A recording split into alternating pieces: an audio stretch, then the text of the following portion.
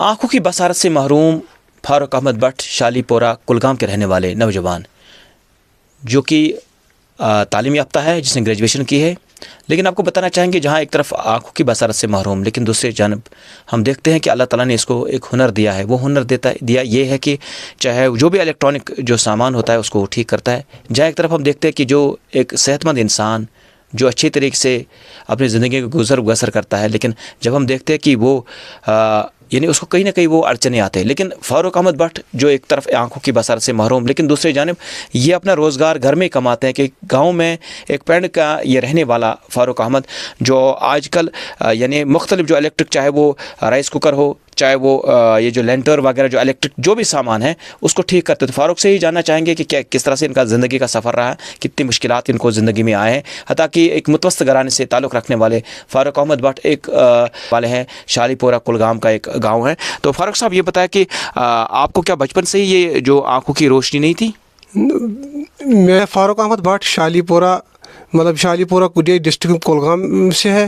District Kulgam یہ district Kulgam اس کا district آتا ہے کلگام. ہم شالی پورہ میں رہتے ہیں.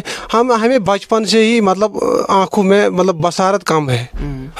اور ہماری ماں ایکچولی ہماری ماں کو یہ آنکھوں کی یہ لائٹ کی پرابلم تھی. اور ہم 4 ایک بہن اور 3 بھائی. ہمارے کو بچپن سے ہی لائٹ کی پرابلم روشنی کی پرابلم ہے تمام بچوں. باپ کے بنا باپ کے بغیر. اس کے بعد میں نے اپنے خود ہمت کی ہے، میں نے حوصلہ اپنے آپ نے کیا ہے. میں نے گریجویشن کیا ہے. پہلے میں نے ہمارے آنگن میں ہی ادھر ایک سکول ہے، میں نے ادھر تک مڈل پاس کیا ہے.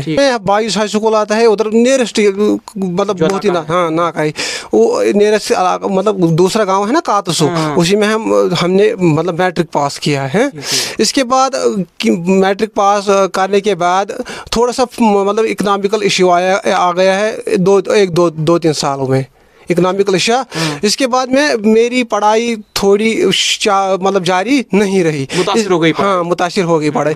اس کے بعد تھوڑی 2-3 سال کے بعد اکنامک حالات تھوڑے ٹھیک ہو گئے، تو میں نے پھر گورنمنٹ ڈگری کالج میں اپنا ایڈمیشن لیا. کیونکہ میں نے سمجھا ہے میں تو مزدوری کے لائق نہیں. اگر میں کچھ کروں تو مجھے کچھ نہ کچھ مل جائے گا. گورنمنٹ سرکار آج کل کہتی ہے کہ نوجوان یہ جو جسمانی طور ناخیز ہے افراد ہے ان کو پڑھو اور ہم ان کو دیں گے ٹھیک ٹھاک روزگار دیں گے. اور میں نے اسی سلسلے میں اپنا ایڈمیشن کیا ہے گورنمنٹ ڈگری کالج میں. اور میں نے اپنی گریجویشن پچھلے 2 سال پہلے کمپلیٹ کی ہے.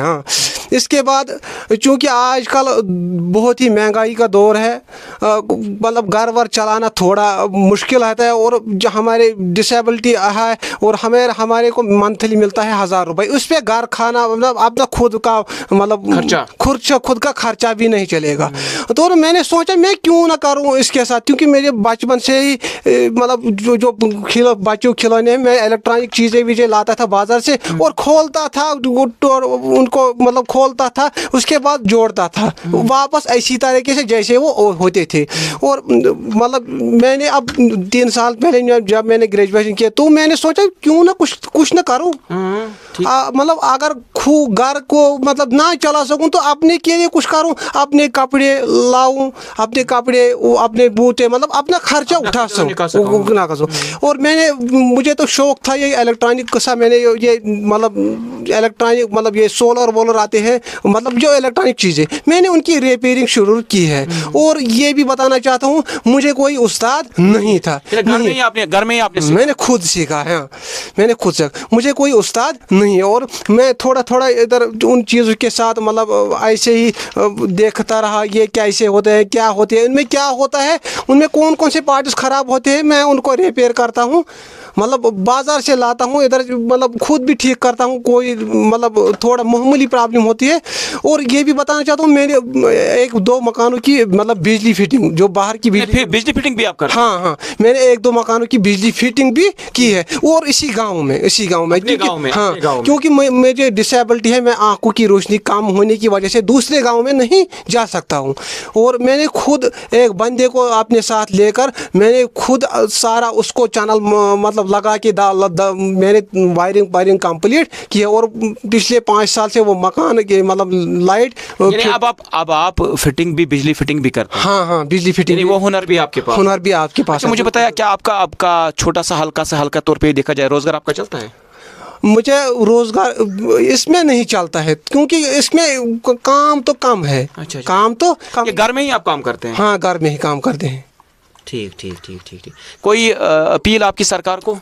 मेरी सरकार को ये अपील है कि अगर सरकार कहती है कि हम मतलब डिसेबिलिटी पर्सनस के हक में हैं, हम उनके मफाद में काम करते हैं, लेकिन ये दावे मतलब अमलन होने चाहिए, क्योंकि जो ये दावा करते हैं उनको अमलाओ ताकि हम मतलब अपना खुद का रोज़गार चला सके। हाँ, शुक्रिया।